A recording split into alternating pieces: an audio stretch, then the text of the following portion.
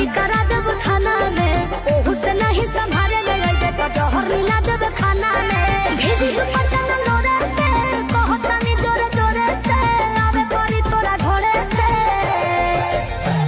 बर्बादी होई बाकी शादी होई मोर तोरे से। बर्बादी होई बाकी शादी होई मोर तोरे से।